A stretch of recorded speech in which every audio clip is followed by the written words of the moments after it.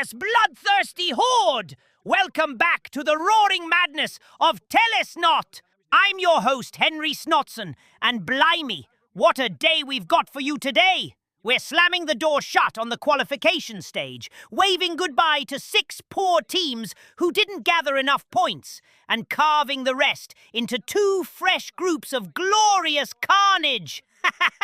And who better to join me for this occasion than the man, the myth, the walking Cathayan recruitment poster himself, Joseph Moranion!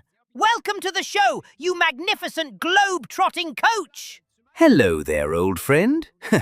Always nice to come back to your cozy studio. Joseph, mate, how do you rate this brand new elimination system? Proper Nuffle-approved chaos, or just another fancy way to make coaches cry into their ale?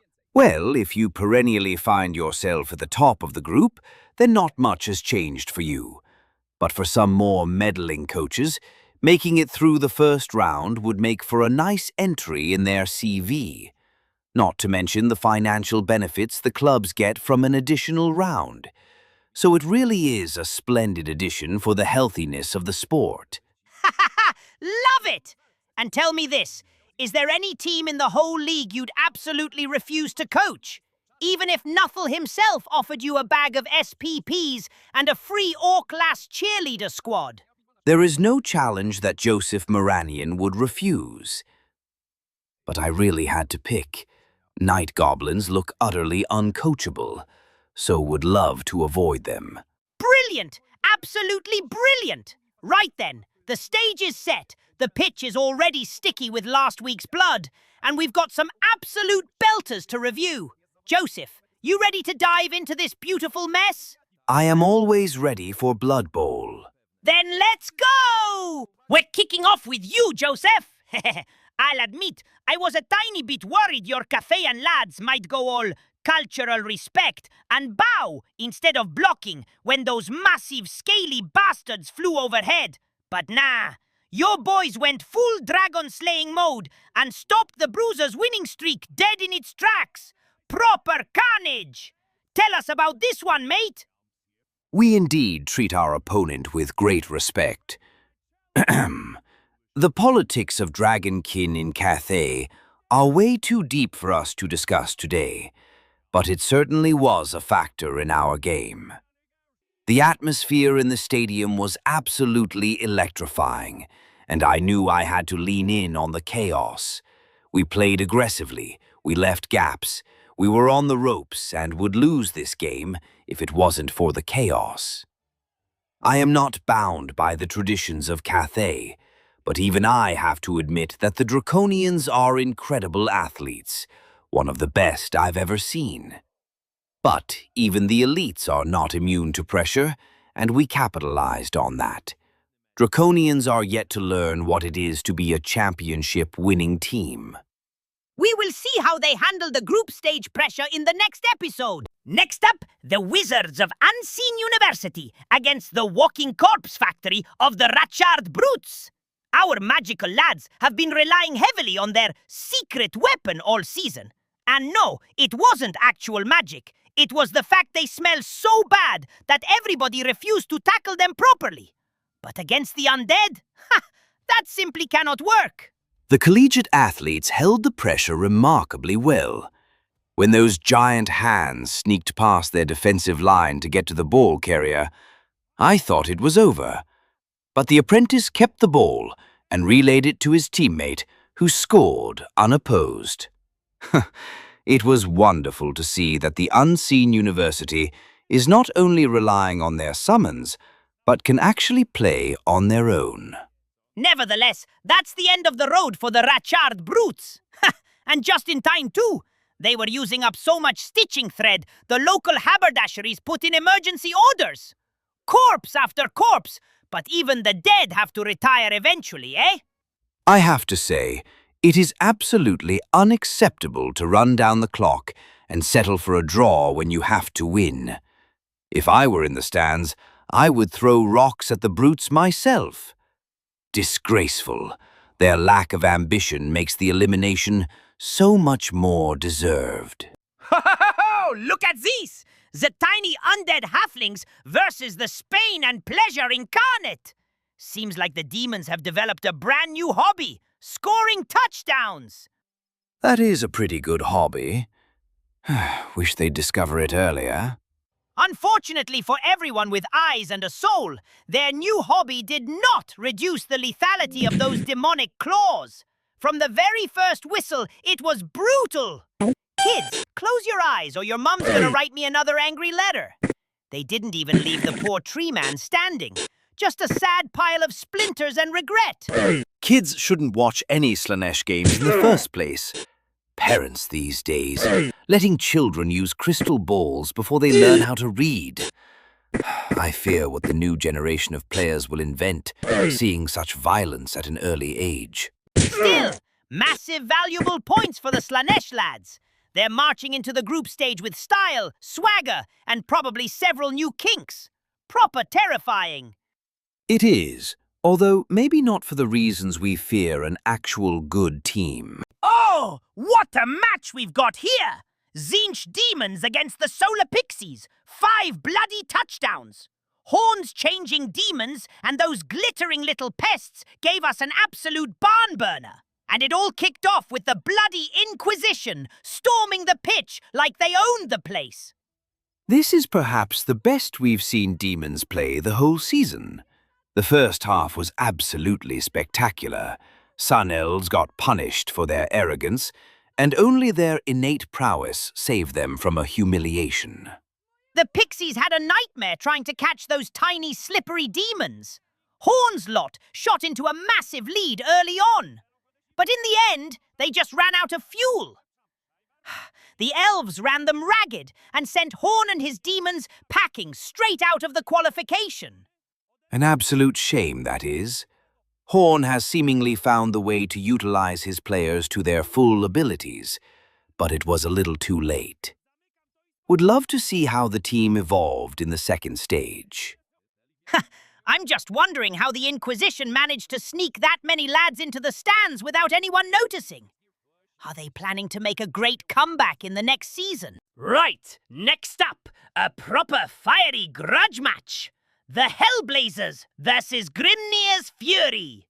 You'd think 2 ultra-aggressive teams would turn the pitch into a volcano, but blimey, it was surprisingly static. Guess 2 positives give a negative. Teams were too engaged in combat to actually move with the ball and score some goals. Unfortunately for the Flaming Lads, these suicidal dwarf slayers just wouldn't let them breathe. They shut the door, killed the last flicker of hope, and denied the Hellblazers even a single touchdown. Big fiery expectations. Ended up sweeping up piles of ash. A few dwarfs got nicely toasted, but you know, Slayers, they probably enjoyed it. It is honestly impressive how a team whose main motivation is to perish in battle still managed to win some Blood Bowl matches. It doesn't make sense to me, but I'm no dwarf. Shouldn't affect them too much in the long run, though. Those beardy bastards heal by growing angrier. Classic. And for the grand finale of the qualification bloodletting, 2 crews that absolutely love getting their hands dirty. The Night Goblin Stalkers versus Shawasi's Zandri Zealots. Goblins gave those bony boys a proper pressing. Shawasi's skeletons were getting fouled, stabbed, and generally made miserable all game long. Any game against goblins is miserable. Miserable for opponents when the injuries flow, and miserable for goblin fans when they don't. For goblins, losing like that is basically winning. Proper green mashery. Results like this in Group B mean exactly these filthy little green bastards are marching into the group stage with a grin and probably several stolen wallets. Congratulations, you glorious little psychopaths. Ricey and his bloody sackmasters just refuse to stop being magnificent. In the scaly family reunion against their 4-legged cousins, the off-road lizards, those slippery snakes came out on top once again. Starting the match by murdering the enemy big guy? Guys, yeah, that help, was never gonna end any other way. Help. Proper cold-blooded execution. It is not often you see Zotes shaken. Usually they are the ones petrifying you, but their legendary status means nothing to the battle-hardened snake men. The off-road lizards will need to work on their mental game if they want to survive any longer in Snot League. Either way, because of some proper Nuffle-level chaos in Group C, which we'll get to in a second, both these lizard crews are still crawling into the group stage anyway. Speaking of absolute chaos and last-minute drama, drop! The 25th Regiment rejects got called up by the Imperial Army and had to bugger off. So the kebabs get a free win. But will we miss that glorious steam tank crushing everything in sight? We, the viewers, will. The players likely will not. But they were an exciting team, the engineers. Always sad when the team has to quit due to circumstances outside of their control. That being said, military duty may be safer than the Blood Bowl pitch, so reckon the rejects' relatives will be much relieved. That free victory sadly doesn't give the Sheikh's lads enough points to sneak through. Though blimey, it was close. Almost had us all fooled. Pum-pa-dum! Ha-ha! The final match of the entire qualification stage. Misha's mighty Milk Warriors went head-to-head with the favorites of Group A, Moor Funeral Home. And let me tell you, the cultists of Moor showed zero mercy to our heroic Minotaur ladies. 4 bloody touchdowns. Poor Minotaurs saw no mercy from anybody this season, but this game was the cherry on top, or the final nail in the coffin. There is only one positive from this game. The Milk Warriors won't need to look for a funeral home, as they already found one. Surely they earned a discount at this point. But, thanks to the beautiful madness happening in that group, the Minotaurs still qualify anyway. So we're definitely seeing more adventures from this delightful herd of murderous cows. My heart bleeds with joy! And possibly lactose intolerance. Might want to talk to your doctor about that. A journalist's job these days is no safer than an athlete's. Blimey, Joseph! What a way to close the qualification stage! 6 teams are now officially on the corpse cart. The rest are heading into the group phase meat grinder. Any last wisdom for the surviving coaches before we unleash proper carnage? Don't stress yourself too early. The second stage is a step up, but the tournament is being won in the playoffs. Now let's move on into the new groups. Our live reaction and comments are available in separate video. But let's relive this once again.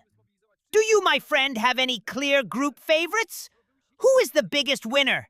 And how do you feel on your group? The biggest winner is the entirety of Group A, which is where my jaded lions find themselves.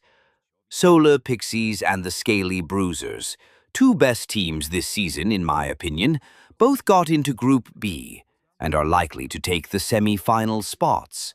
Although I'm not ready to give up on Rice Age's magic just yet. As for Group A, it is a much closer race, but I'd give Cathay and Cult of Moor a slight edge. And that's it for now! The group stage is already on, and I love to see who's going out to the final KO stage. For now, thank you, Joseph, for visiting us, and good luck on your first match! Many thanks, Henry. Very interesting to see if the Zotes manage to recuperate their cool after their last round loss. Stop! Before we finish, a small announcement. We are starting a second small league for Secret League teams. But here, you can play any team you want. More details are coming to our Discord channel. Stay warm, stay bloody! Henry Snotson out!